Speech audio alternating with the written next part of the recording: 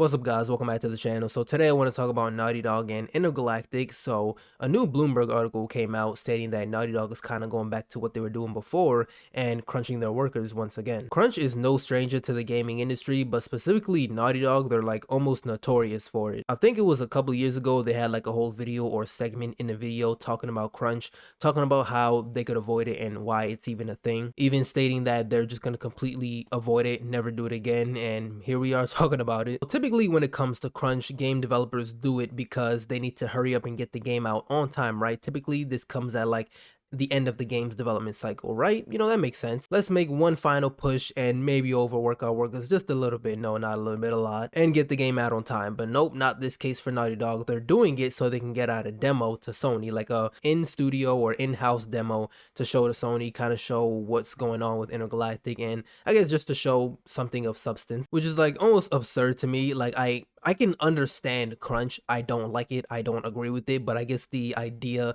of it is because they want to get the game out on time. It's something you should never do because first of all, you're messing with people's time, right? Second, you're overworking them like crazy. And I mean, you know, overworking people does not ensure the product is going to come out as intended. Nothing about crunch is good. Here, Naughty Dog once again is doing it. They are making the workers work at least another 8 hours on top of the already 8, like 1.5, 2 hours, depending on how they do it across their days. And that's just a minimum. They could definitely be doing more, but they did say they can't do more than 60 hours a week, and that they have to log the extra time they did in like an in-house spreadsheet thing. So at the very least, they are paying them overtime, which like for some reason wasn't a thing before. They would overwork these workers, crunch them like crazy, and not give them overtime. It's also said that now workers have to, well, go in person to work 5 days a week, when before it was 3 days a week and they could work from home. Doing this messed up a lot with some people's schedules, like they had to maybe find some people to take care of their children, to watch their pets, things like that. They're doing this all for an in-house demo.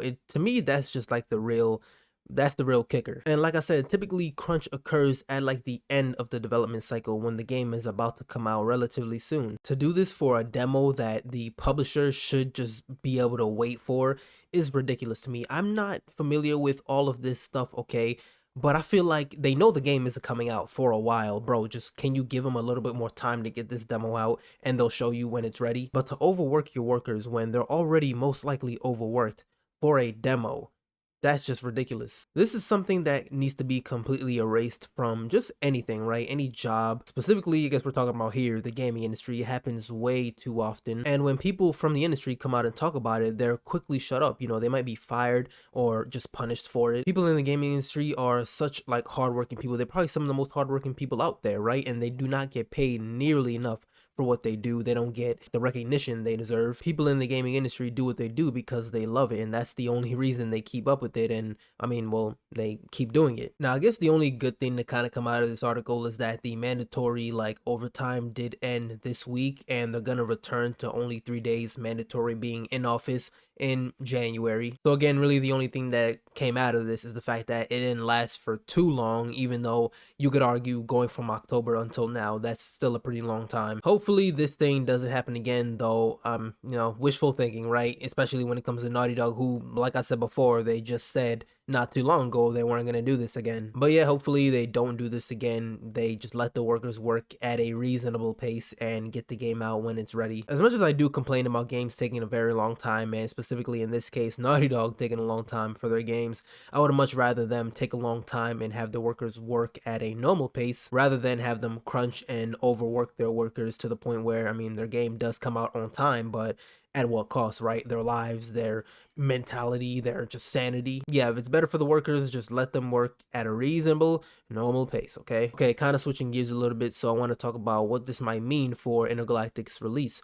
So they're working on a demo for Sony to kind of show them, present the project at hand, show them what they've been cooking up for the past 5-6 years. So the fact that they're really crunching their workers for a, you know, like playable demo to show the people at Sony, I think that means the game is coming out relatively soon. 2026 is completely off the books, right? No, it's not happening.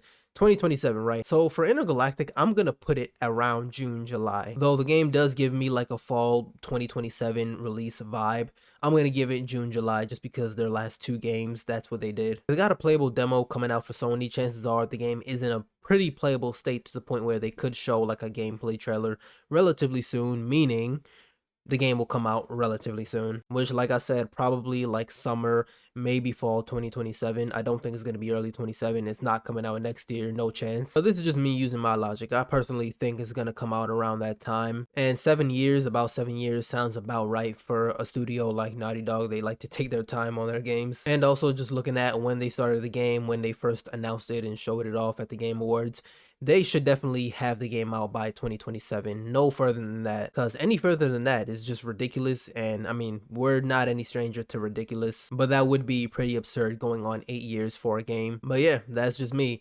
Let me know what you guys think about this in the comments. How do you feel about the whole crunch culture thing, especially when it comes to Naughty Dog, who are, like I said before, notorious for doing this sort of thing? And when do you think Intergalactic is going to end up coming out? When it's going to be shown once again?